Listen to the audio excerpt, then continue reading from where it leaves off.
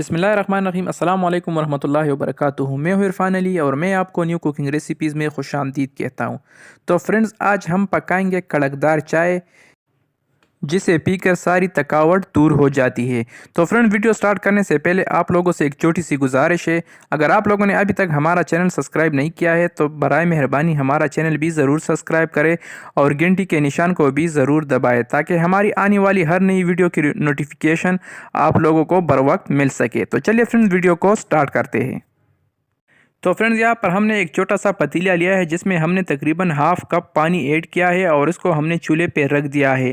और पानी ऐड करने के बाद यहाँ पर हमने 2 अदद इलायची इसमें ऐड किया है। इलायची को आप लोगों ने दरमियान से काट देना है, तोड़ देना है, ताकि इसकी जो अंदर की जो सीड्स है वो बाहर निकल सके और इसका जायका जो है वो मज़ीद बेहतर हो जाए। तो फ्रेंड्स, अल्हम्दुलिल्लाह हमारी जो पानी थी उसको अच्छी तरह से उबाल आ चुकी है। तो अब हम इसमें ऐड करेंगे चाय के पत्ते। तो यहाँ पर हम तकरीबन आधा चम्मच चाय के पत्ते इसमें ऐड करेंगे। और फ्रेंड्स, चाय के पत्तों को भी हमने पानी में अच्छे तरीके से उबालना है, ताकि ये अच्छी तरह से इसको उबाल आ सके। और फिर इसके बाद इसका जो अगला प्रोसेस है तो फिर हम वो स्टार्ट करेंगे। तो फ्रेंड्स, अल्हम्दुलिल्लाह चाय के पत्तों को अच्छी तरह से उबाल आ चुकी है, आप लोग इसे देख सकते हैं। तो अब हम इसमें ऐड करेंगे चीनी यानी शुगर को। तो यहाँ पर हम 3 चम्मच चीनी इसमें ऐड करेंगे। आप लोग अपने जायके के हिसाब से कम या ज़्यादा ऐड कर सकते हैं। तो यहाँ पर हम 3 अदद चम्मच चीनी इसमें ऐड करेंगे।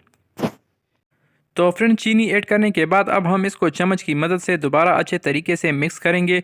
और चीनी को हम तकरीबन 2 से 3 मिनट तक मीडियम चूल्हे पे इसमें पकाएंगे, ताकि हमारी जो चीनी है वो अच्छी तरह से चाय के पत्तों के साथ और पानी में अच्छी तरह से मिक्स हो जाए और हल हो जाए।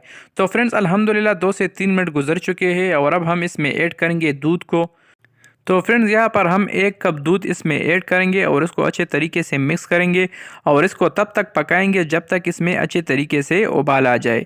तो इसी तरह से आप लोगों ने करना है। और यहाँ पर फ्रेंड्स, आप लोगों ने चूल्हा मीडियम रखना है और जब इसमें उबाल आ जाए तो फिर आप लोगों ने चूल्हा जो है वो बिल्कुल लो यानी ज़ीरो रखना है। तो फ्रेंड्स, फाइनली अल्हम्दुलिल्लाह हमारी जो कड़कदार चाय थी उसको उबाल आ चुकी है। और अब यहाँ पर हमने चूल्हा जो है वो इस चूल्हे को स्लो कर दिया है। तो फ्रेंड्स, आप लोग इसे देख सकते हैं, माशाल्लाह इसका जो कलर है वो भी बहुत ज़बरदस्त आया हुआ है। तो अब हम चाय को चूल्हे से नीचे उतारेंगे और इसको एक कप में बाहर निकालेंगे। तो फ्रेंड्स, अल्हम्दुलिल्लाह हमने चाय को छान कर एक कप में बाहर निकाल दिया है, आप लोग इसे देख सकते हैं। तो फ्रेंड्स, अल्हम्दुलिल्लाह माशाल्लाह हमारी जो चाय है वो तैयार है, रेडी है, बस सिर्फ पीने का इंतज़ार है। तो फ्रेंड, अब हम इसके ऊपर ऐड करेंगे मिल्क मलाई। तो यहाँ पर हम मिल्क मलाई इसमें ऐड करेंगे, डब्बे वाला मिल्क मलाई हम इसके ऊपर नहीं ऐड करेंगे, बल्कि घर में हमारी जो दूध पकते हैं, दूध को पकाते हैं और उसके ऊपर जो मलाई आती है, तो यहाँ पर वो मलाई हम इसमें ऐड करेंगे इसके ऊपर, चायों के ऊपर। तो फ्रेंड्स, आप लोग मलाई के बगैर भी चाय को पी सकते हैं। अगर आपके पास अवेलेबल है तो भी ठीक है, अगर नहीं है तो मलाई के बगैर भी आप लोग चाय को पी सकते हैं। तो फ्रेंड, कैसी लगी आप लोगों को हमारी आज की कड़कदार चाय की रेसिपी? उम्मीद करता हूँ कि आप लोगों ने हमारी आज की आसान सी रेसिपी को काफ़ी पसंद की होगी।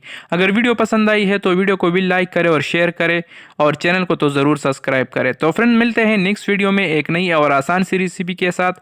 तब तक के लिए अपने दोस्त, अपने भाई इरफान अली को दीजिए इजाज़त। जहाँ रहे खुश रहे और हमें अपनी कीमती दुआओं में ज़रूर याद रखिए। अल्लाह हाफिज़।